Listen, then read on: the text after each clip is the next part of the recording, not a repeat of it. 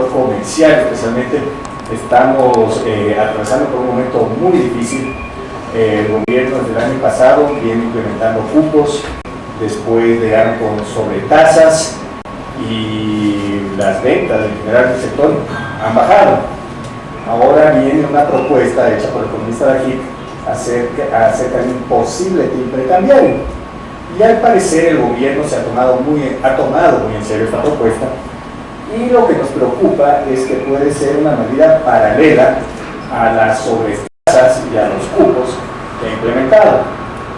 Entonces, esta sería una medida muy grave para el sector comercial. El economista nos va a explicar de qué se trata. Sin embargo, nuestra manera de pensar, lo que creemos como sector comercial, es que la economía se tiene que ajustar sola. Si baja la demanda, baja la oferta, baja la liquidez, bueno, la economía se va ajustando. Sin embargo, hay argumentos que tiene el economista acerca de la macroeconomía y de una posible y lo que pudiera afectar al sector financiero. Entonces va a ser muy valioso lo que escuchamos esta noche. Alberto, muchísimas gracias una vez más por la visita, y señores, bienvenidos a la Cámara de Comercio de Quito. Muchas gracias. Quiero en primer lugar presentar mi agradecimiento a la Cámara y a los voluntarios que un 22 de diciembre vienen a oír estas idioteces, ¿no? Eso es, Dios mío, hablar de economía el 22 de diciembre. Pero realmente es un momento muy difícil del Ecuador, muy difícil, y me parece sumamente importante que en la Cámara tengamos estas ideas y el tema fundamental, explicarlo, el timbre, que es lo que me han pedido, sin antes dejar de hacerles unos comentarios rápidos sobre la economía. Uno, el problema del Ecuador no es el precio del petróleo. El problema del Ecuador es un modelo económico equivocado, ¿verdad? Un modelo económico que está afectando a la Argentina, que no es exportador de petróleo, que ha liquidado a Venezuela, que ha pulverizado al Brasil y que nos ha puesto a nosotros donde estamos igual. Si ustedes rotan los presidentes, al nuestro lo ponen en el Brasil, a la señora Dilma en Venezuela, la de Venezuela en la Argentina, a la otra señora la traen acá, los países estuvieran igual de mal todos. Con alguna diferencia, seguramente el presidente ecuatoriano lo haría mejor que Maduro, porque hacer algo peor que Maduro es imposible, pero estaríamos igual de mal. O sea, no es ni una persona, es un modelo que o cambia o esto no sale. ¿Por qué no es culpa el precio del petróleo? Porque nunca se entendió la dolarización. Y porque al no entenderse la dolarización se hicieron un conjunto de cosas que fueron poniéndola en gravísimo riesgo, debilitándola cada vez más. En primer lugar, se eliminó el Fondo de Estabilización de los Precios del Petróleo. El petróleo es sumamente volátil, eso lo sabemos, llegó a su punto más alto en la historia el año 2008. Si está en su punto más alto y es volátil, va a caer. Si va a caer, me puede producir un impacto tremendo en la balanza de pagos por la dependencia que el Ecuador tiene de ese producto. Si me pega un impacto en la balanza de pagos, me afecta el medio circulante, porque una economía dolarizada se va a ver afectada por una gran crisis de la balanza de pagos en su medio circulante como estamos ahora. Si eso sucede, voy a tener recesión, y la recesión es terrible, sobre todo para los más pobres. Por lo tanto, no puedo arriesgarme a suprimir ese fondo.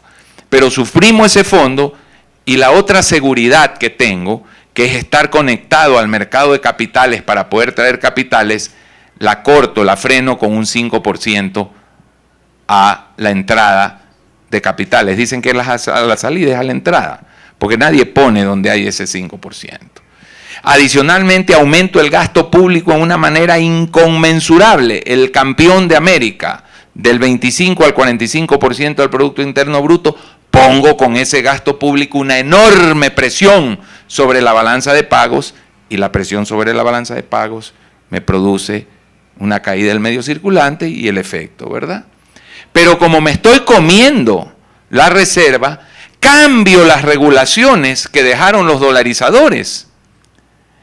Y en vez de tener reserva líquida de libre disponibilidad, como debería existir para que todos los depositantes del Banco Central, gobierno, empresas del Estado, municipios, consejos provinciales, banca, estén respaldados por activos líquidos en dólares, cambio la regulación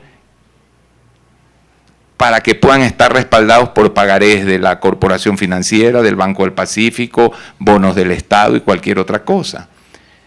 Y me llevo miles de millones de dólares dejando la reserva más vulnerable e impactando más en un momento como este. Pero quiero que sepan ustedes que para diciembre del año 2012, ese hueco de liquidez de la reserva era mucho mayor que hoy. Era de 4.900 millones de dólares, mucho antes de que cayera el precio del petróleo. Consecuentemente, ¿dónde está que el problema es el precio del petróleo? Si el hueco, el cáncer, el virus, la bacteria estaba inoculada mucho antes. Y además de esto, se agravó el problema por la política de subsidios, que en el Ecuador los subsidios han representado una cantidad mayor que el total de la deuda pública, interna y externa. Mayor, y esos subsidios, en gran parte dado al consumo de clases altas, ponen presión en la balanza de pagos, porque las clases altas consumen importaciones y eso me vuelve a pegar en el medio circulante. Y para tratar de mejorar la distribución del ingreso, porque le he dado a las clases altas un subsidio de consumo muy grande, ¿qué hago? La asfixio a través de la producción al sector productivo ecuatoriano. Es decir, le doy un gran subsidio al consumo y lo asfixio como productor. Es decir, un modelo realmente para mí inentendible. Entonces, no es el precio del petróleo y eso es una gran noticia. Porque si no es el precio del petróleo, el cual no podemos controlar, y es un conjunto de políticas que sí podemos cambiar, el Ecuador puede salir de esto. Es así de simple. Y puede salir no con un timbre cambiario, no con una medida, sino con un verdadero programa de reconversión, un cambio de modelo que debe comenzar obviamente con generación de confianza. Porque sin confianza no vamos a ningún lado. Sepan ustedes que las especies monetarias en circulación han subido del 7% del PIB, los billetitos, al 11% del PIB. ¿Qué es esto? ¿Por qué esta preferencia de liquidez? Estuve en un debate con alguien del sector oficial y dijo que el sector de la construcción había crecido, que a los obreros se les pagaba en efectivo y a eso se debe el aumento de las especies monetarias en circulación.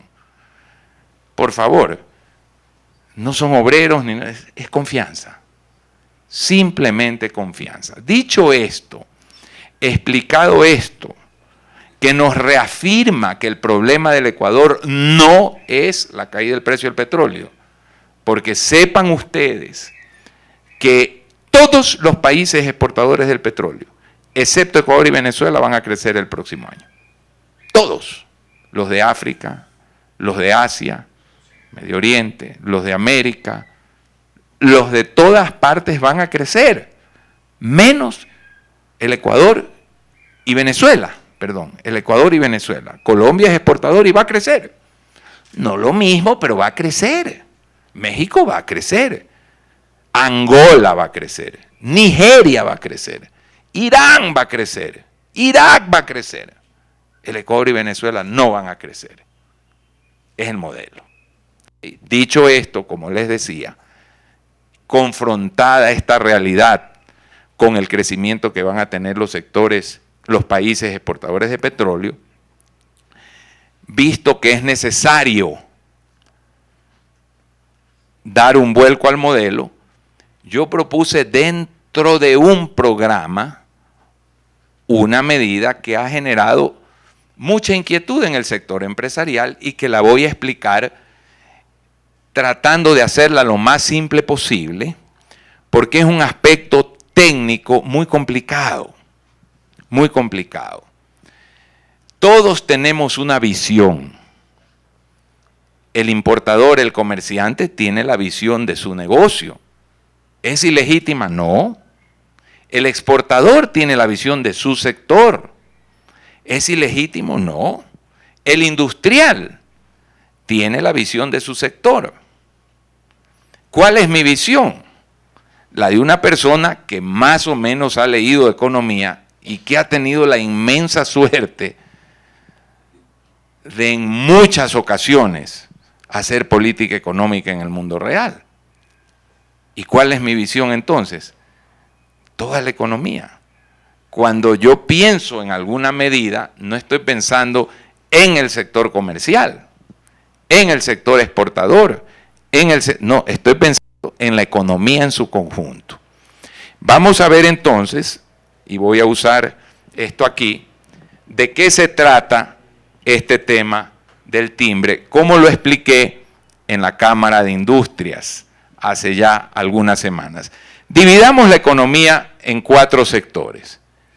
Pongamos aquí un sector financiero.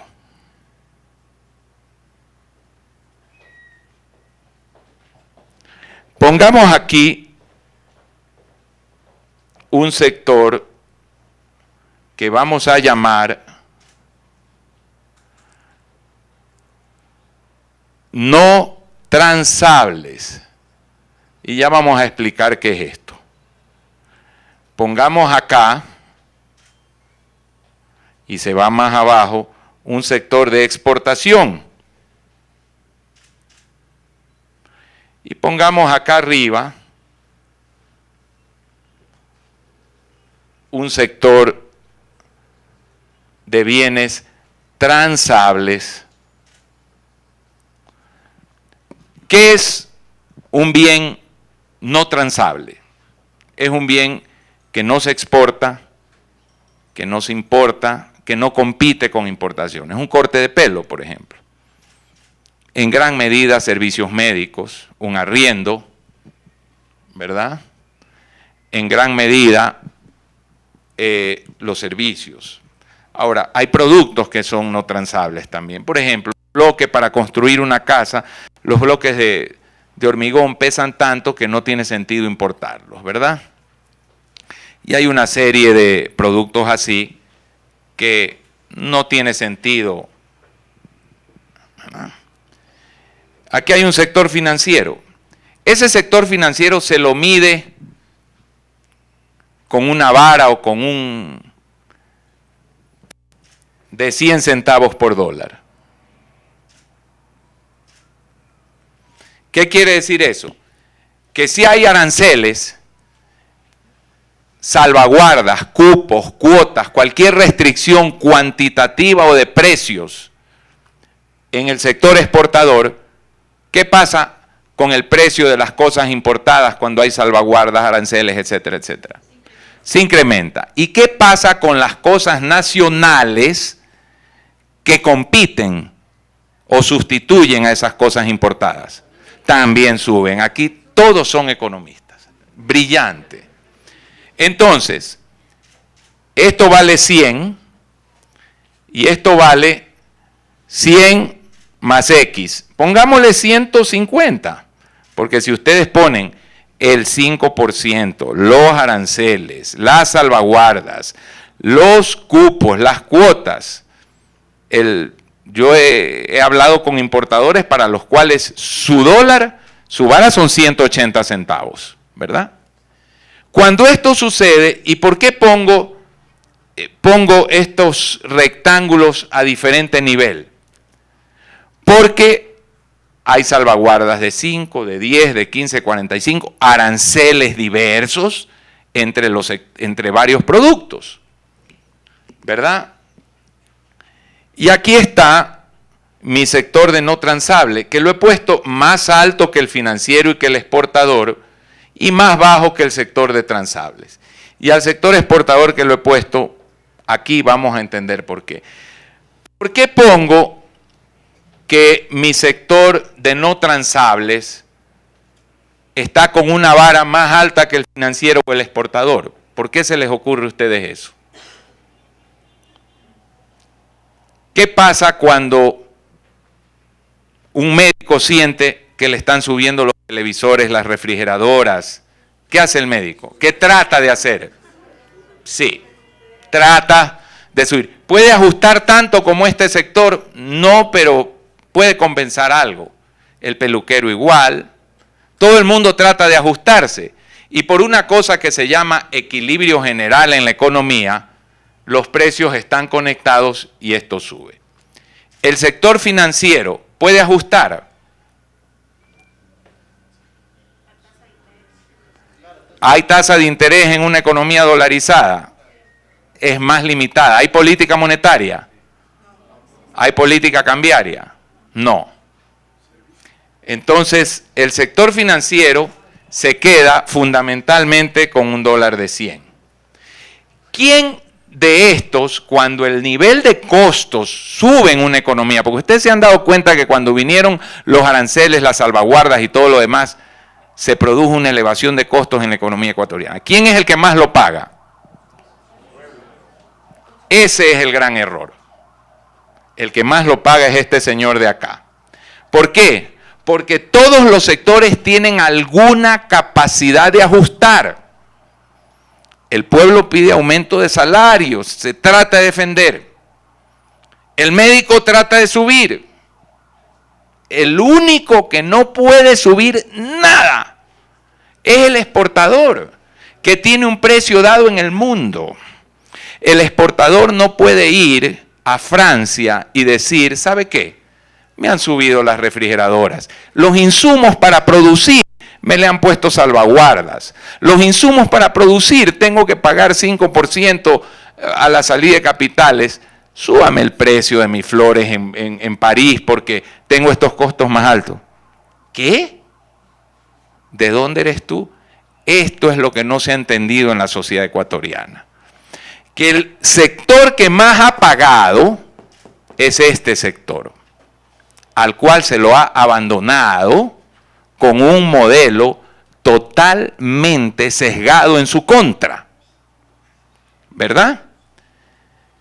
Y por eso lo pongo inclusive por debajo del sector financiero, porque para efectos prácticos el dólar del exportador vale menos de 100 centavos, porque él importa a más de 100 y exporta 100, porque él consume como consumidor a más de 100 y genera solo 100. Este consume a 100, genera 100 porque son activos financieros, papeles. La deuda vale tanto, los depósitos valen tanto. El grueso de este sector son papeles, que tampoco es bueno. Ahora, cuando en una economía hay esta distorsión de precios relativos, si le hacemos una columna vertebral a esta economía, miren ustedes esa escoliosis y esa artrosis que tiene esa economía. Camina toda chueca, patuleca.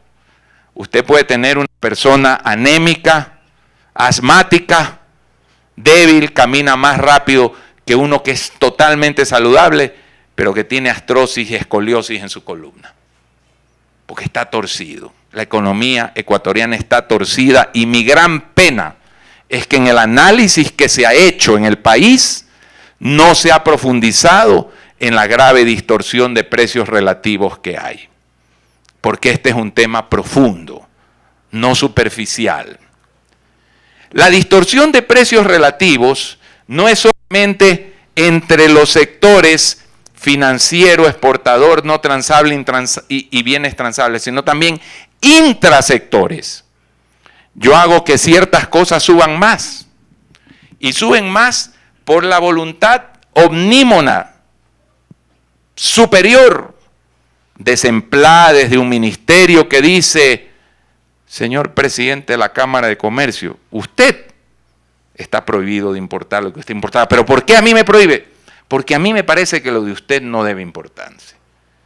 Y usted de la Cámara de Industrias va a importar 70% de su cupo, de lo que importó el año pasado. ¿Por qué 70?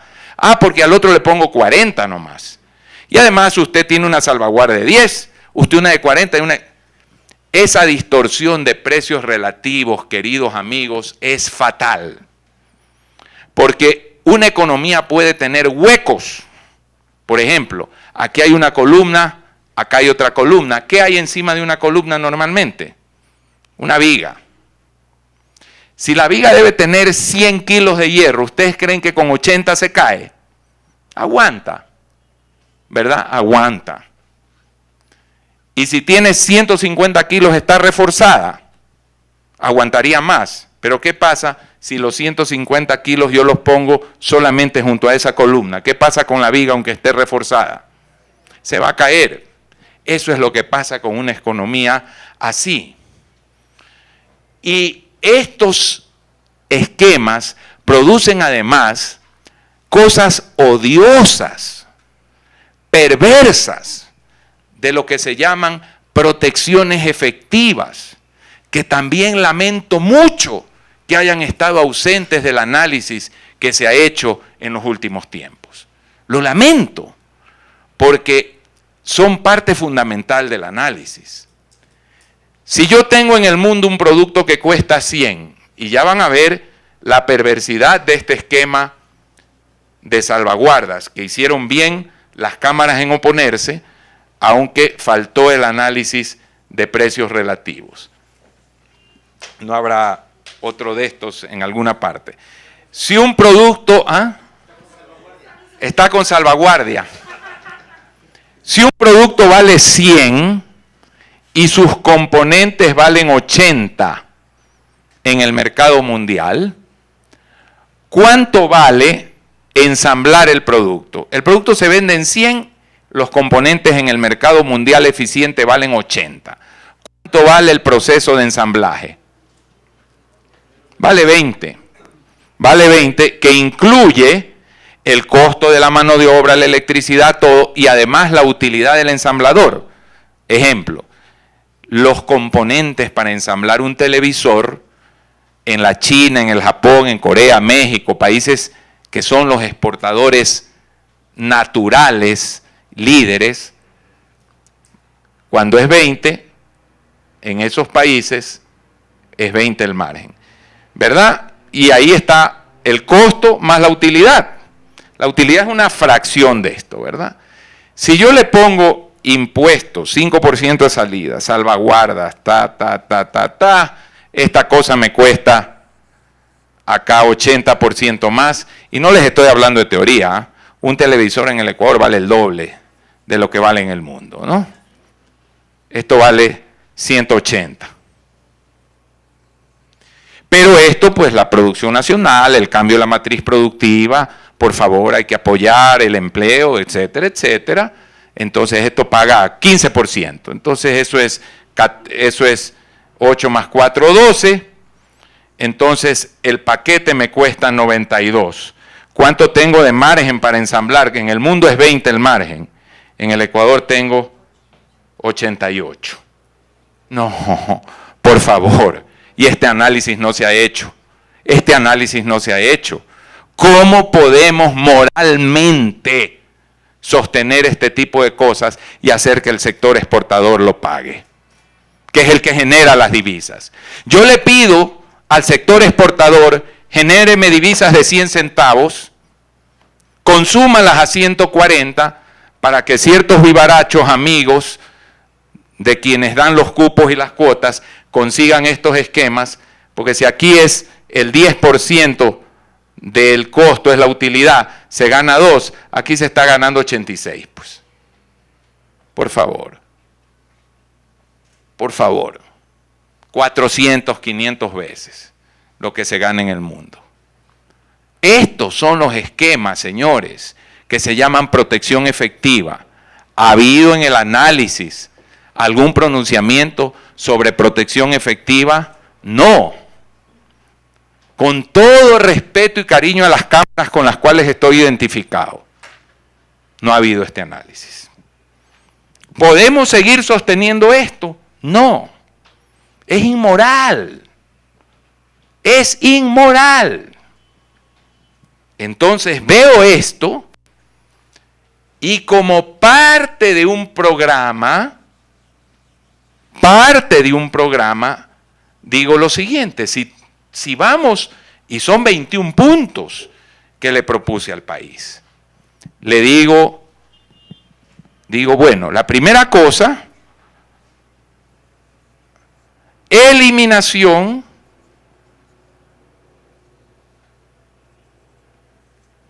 de todo todos los cupos, prohibiciones,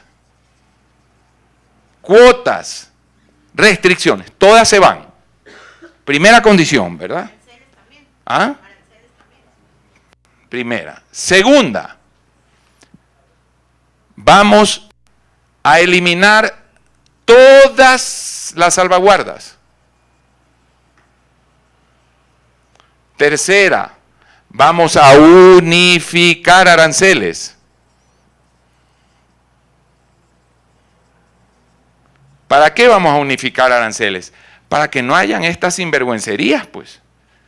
De que un proceso que en el mundo cuesta 20, tenga un margen de 80 o 100 aquí, pues. O sea, los nazis en su perversidad inventaron hornos para quemar gente. Terrorífico. Y en el Ecuador hemos invertido en empresas para quemar billetes, que también es una cosa, no como por Dios quemar seres humanos, pero en la pobreza es duro. Bueno, ¿por qué? Porque, por ejemplo, los televisores, señores, que se ensamblan en el Ecuador, es más caro traerlos desarmados que armados. ¿Y por qué es rentable armarlos? Por esos esquemas, pues. Por esos esquemas se puede hacer esa barbaridad de que traigo lo que cuesta 80 en el mundo, lo traigo a 100. Desarmado vale más. ¿Sí? ¿Y si se va a implementar un timbre, por qué no eliminar los aranceles? A ver, vamos por partes. Porque dada la situación, no puedes dejar sin ese ingreso fiscal al gobierno. Porque generas un mayor déficit. Y el mayor déficit produce mayor recesión. Y la mayor recesión en el momento actual nos va a pegar en el medio circulante. Y un problema más del medio circulante nos pone a tambalear a la banca. Hay que ver el equilibrio general de la cosa, ¿verdad? Unificamos los aranceles en un solo nivel. Luego de eso, nos volvemos al Estado y le decimos, Estado, no nos gustan las distorsiones de precios relativos, ¿verdad? No nos gusta que el dólar del exportador sea 100, el del importador 140. ¿Por qué su dólar va a ser más barato que el del sector privado? Usted también tiene que pagar este arancel. ¿Por qué usted va a importar más barato? El Estado paga aranceles porque así como no me gusta que un sector tenga un precio y otro dentro del sector privado, tampoco me gusta que el gobierno la tenga suave. Entonces, si le dan un presupuesto a tal ministerio y quiere importar, ya no le alcanza. Tiene que ver que su gasto se canalice a utilizar menos divisas, porque si me dan 100 centavos, gasto 100 en algo aquí, si quiero traerlo afuera me va a costar mucho más de 100. Luego de eso digo, formamos una comisión de Banco Central, sector privado y sector financiero, que mire el equilibrio macroeconómico del país, donde van a estar a disposición del país todas las divisas, las del sector público y las del privado, no incautadas. Y van a decir, esta semana hay que importar 100 millones. Y se subasta ese cupo de 100 millones libremente. Pero no es que, no, el que quiere importar, perfume importa, autos importa, ya el consumidor determinará qué, no un burócrata, no alguien que decide quebrar a uno y sostener y que no quiebre otro.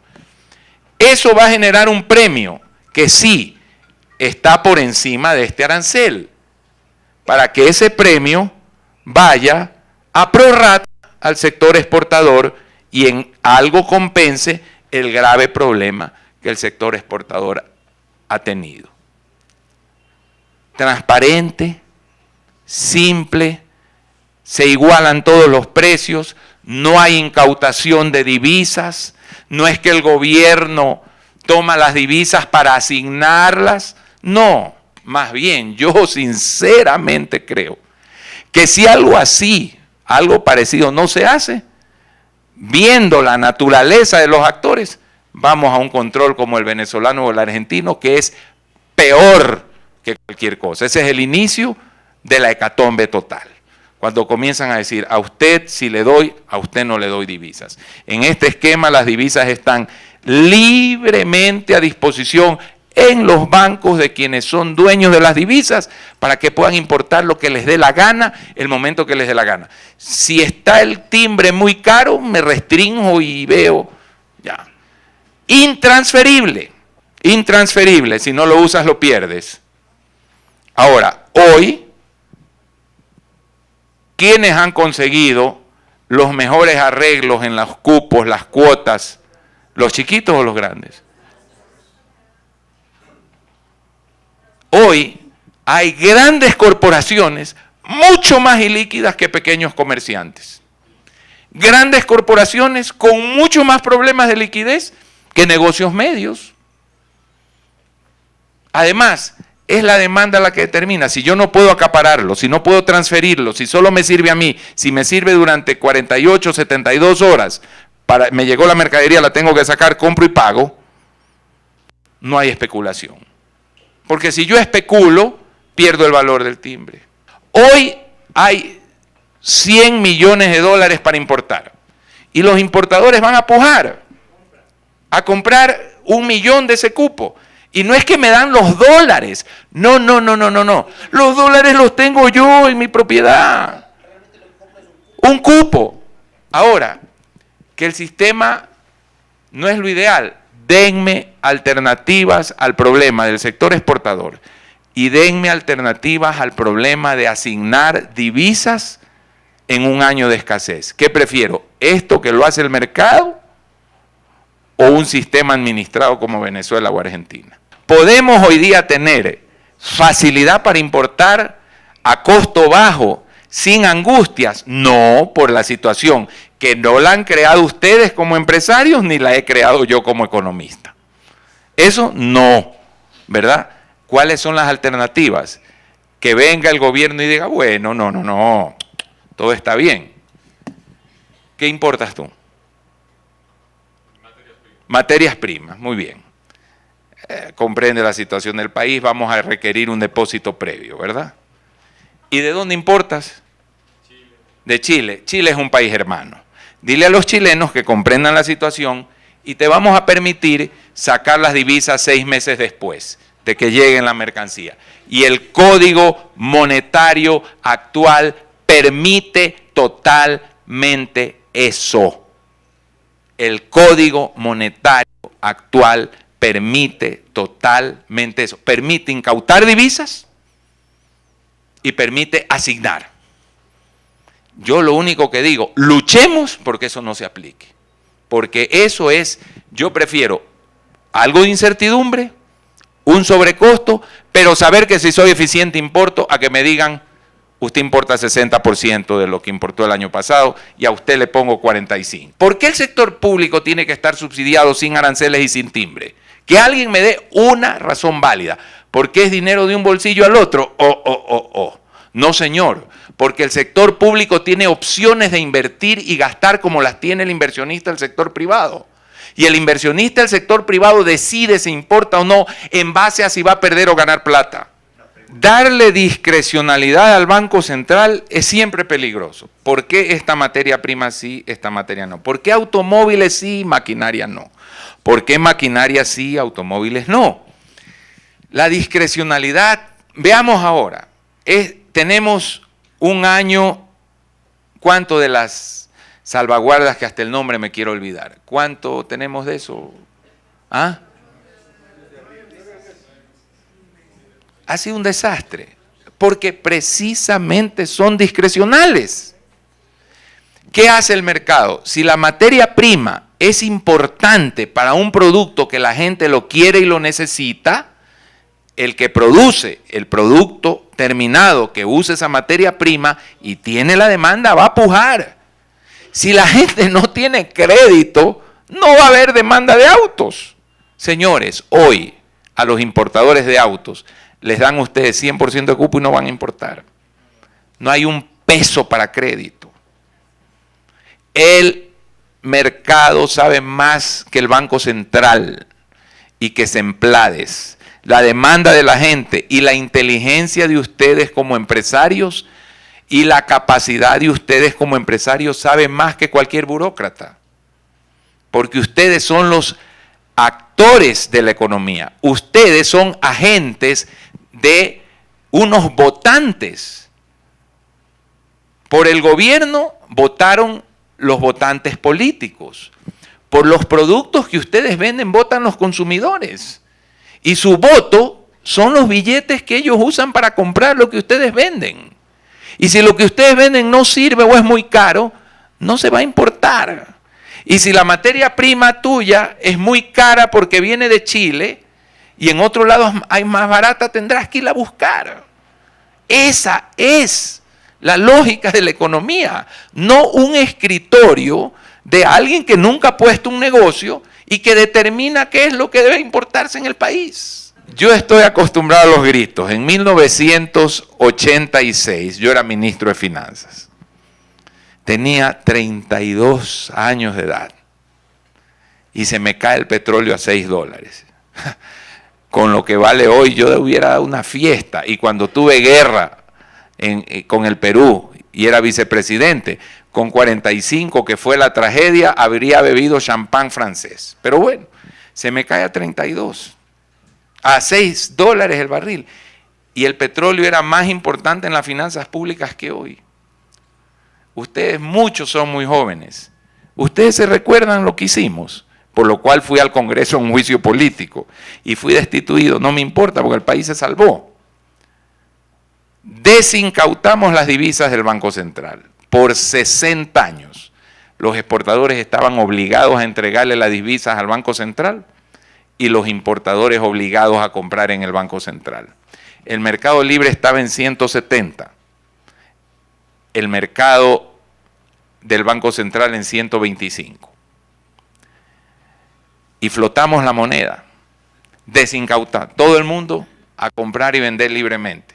Cuando le propuse la medida al presidente, ingeniero Febres Cordero, me dijo que yo era un joven teórico loco, que el dólar se iba a 500, que los exportadores los iban a acaparar, que... Entonces yo me acuerdo que ya llegó un momento que le dije, bueno, no espero que entiendas economía, pero eres ingeniero mecánico. Si tienes un balde de 80 grados de temperatura de este tamaño y un balde de 20 grados de temperatura así y lo mezclas, ¿cómo la temperatura puede dar 95? Si yo tengo un mercado libre de 170 y un mercado del Banco Central incautado de 125, ¿cómo mezclar los dos va a ir a 500? Muy simple. Y abrimos las importaciones de automóviles que estaban prohibidas por el fenómeno del Niño del año 82. Y hubo para todo. El mercado supo más. Después hubo un gasto público salvaje y claro, el sistema se desquició. Pero mientras hubo disciplina, no hubo ningún problema. Y en el año 92, cuando puse un sistema en el cual se le entregaba a los exportadores un bono, sobredevaluamos en el Banco Central por encima del mercado libre, y efectivamente no se habría aplicado eso en ningún lugar del mundo. Los del Fondo Monetario del Banco Mundial vinieron a decir, no, con esto va a quebrar el Banco Central, el diferencial cambiar. Le dije, no se preocupen. Recibimos el país con cero divisas de liquidez en la reserva. Y para diciembre, 4 meses después, había $600 millones. Y funcionó maravillosamente bien. ¿Por qué? Porque la gente, el empresario, sabe cómo cuida su dólar. Porque si no lo cuida, pierde plata. El que está sentado en Semplades y asociados no tiene idea de lo que es perder $1. Porque no lo han perdido en su vida. Han estado sentados ahí haciendo estudios de lo que no entienden. La oferta de dólares y esta comisión, banca, sector privado, banca central, reflejando que el sector financiero que tiene sus divisas va a cuidar su estabilidad. Por eso puse esa comisión, porque los bancos se han portado muy responsablemente en los últimos 12 meses manejando esta crisis. Por ello, ellos tienen que decir, por favor, gobierno, Banco Central, sector privado, ustedes en una comisión, esta es la disponibilidad de divisas, vamos con tanto y vamos ajustando la economía. Obviamente, señores, esta una de 21 medidas que he propuesto es parte de un plan. ¿Han visto ustedes la reserva cómo va? ¿Ya? La recesión cómo está. ¿Quién de ustedes cree que va a tener cómo pagar el anticipo de impuesto a la renta? Levante la mano. ¿Quién de ustedes cree que va a obtener crédito para eso? Así está el país, ¿eh? Entonces, un sistema como este, ¿qué probabilidad hay que lo apliquen con todas mis reglas? Cero. Que por lo menos hagan algo que no sea un Frankenstein, a lo mejor. Por eso lo estoy explicando, para que quienes tienen diálogo con el gobierno entiendan el modelo, digan, me parece una idiotez o me parece bueno, me parece que tiene puntos válidos y no dejen un Frankenstein, ¿verdad? Porque puede haber opciones, variaciones. O sea, ¿qué tenemos que cuidar? Hágase lo que se haga, que no se incauten divisas. Porque si se incautan divisas, hay un pánico total. Si al sector exportador le incautan las divisas, ¿qué pasa al día siguiente? La gente dice, ¿qué es lo siguiente que se va a incautar? Los depósitos. Ok, entonces eso debemos evitarlo, aunque digan lo que digan, ¿verdad? ¿Qué segunda cosa debemos evitar? Un mecanismo discrecional, que las autoridades comiencen a designar a dedo quién importa, quién no importa, y unas grandes diferencias de tasas que produzcan intrasector transable, intrasector no transable, y entre los 4 grandes sectores, estas distorsiones y esta escoliosis de la economía. ¿Ok? Eso debemos evitar. Dentro de eso, si sale algo, algún híbrido que más o menos respete las cosas, estimule al pobre sector exportador, que es el más golpeado en todo esto, porque no ha podido subir un peso, un centavo, tiene 15 años a 100 centavos. 15 años a 100 centavos. Con subida de salarios, con subida de impuestos, con 5% de salida de capitales, con aranceles, con salvaguardas, ¿verdad? Algo que le demos al sector exportador para empezar a equilibrar y corregir, el sistema puede funcionar. Uno tiene que entender la dolarización, comprenderla. Si ya la tengo, la odio, la detesto, pero tengo que convivir con ella, pues.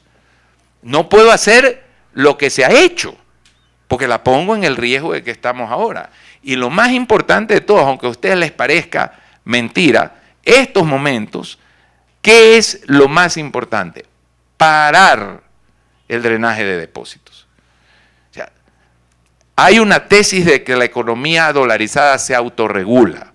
Esa es una tesis teórica. Es verdad, se autorregula. Pero puede desaparecer la banca en el camino, pues. Porque si se va a autorregular perdiendo 4.000 millones más de depósitos, reduciendo 2.000 millones más el crédito y aumentando la cartera vencida al paso que está aumentando, la banca se nos va. ¿Y de qué sirve que se autorregule la economía ahí? Entonces, miremos por favor el equilibrio general, miremos el conjunto de la economía para tratar de, en la terapia intensiva, salvar a este paciente. Cada sector tendrá que hacer una concesión, un sacrificio. A mí posiblemente me disguste más que a ustedes la política económica. No por razones de afectos o desafectos, sino porque posiblemente la entiendo un poquito más. Y me doy cuenta más de lo equivocada que ha estado. Y a lo mejor me enfurezco más. Pero el objetivo no es enfurecerse, es salvar esto. Porque esto se va a pique. Si no, o sea, señores, ¿ustedes recuerdan en la dolarización un momento como el actual? En los 15 años de dolarización. ¿Y creen que el próximo año es mejor? Entonces no puede haber nada fácil. No puede haber nada fácil. El sector exportador no está ganando. tienes que darle de por sí al sector exportador ya un problema, el drawback, porque estamos exportando impuestos. ¿Tienen en las flores impuestos que exportan o no? O sea, hay cosas que no te reconoce el gobierno, no te las devuelve. O sea, ¿por qué puse al sector exportador más abajo que el financiero? Porque encima de que vale 100, le cobran impuestos que no se los devuelven. Entonces, a quien genera las divisas que sostienen la dolarización, que son la base de la dolarización, generar divisas, le estamos diciendo impuestos hasta... ¿Y el anticipo del impuesto a la renta? A ver, señores, si no se logra que el anticipo del impuesto a la renta, que es uno de mis puntos, ir al Banco Mundial, al BID, obtener un Policy Development Loan para fondearle al gobierno la desmantelación de ese crimen. Ahora, ese es un crimen aunque no haya recesión, es un crimen aunque haya crédito. Pero cuando no hay crecimiento económico y además no hay crédito, ya es un crimen de lesa humanidad, pues. Porque ¿cómo se le puede pedir a un empresario que pague un impuesto sobre utilidades que no tiene cuando no hay crédito siquiera para pedir y pagarlo? Entonces, parte del programa es ir a los organismos multilaterales a conseguir un Policy Development Loan para hacer este cambio estructural, porque se necesita el dinero de un año y nada más, hasta desmontar el sistema. O sea, ¿qué inversión extranjera va a venir a un país donde le ponen 5% y además le cobran un anticipo de esta naturaleza? O sea, créanme, como Cámara, esto no es un tema de la Cámara de Comercio de Quito, esto es un tema del empresariado ecuatoriano. La eliminación del anticipo del impuesto a la renta es un tema de vida o muerte en el año 2016. Yo no veo a la economía ecuatoriana generando las condiciones que permitan pagarlo. Ahora, si me equivoco, ojalá me equivoque, porque eso diría que las cosas van a ir mejor.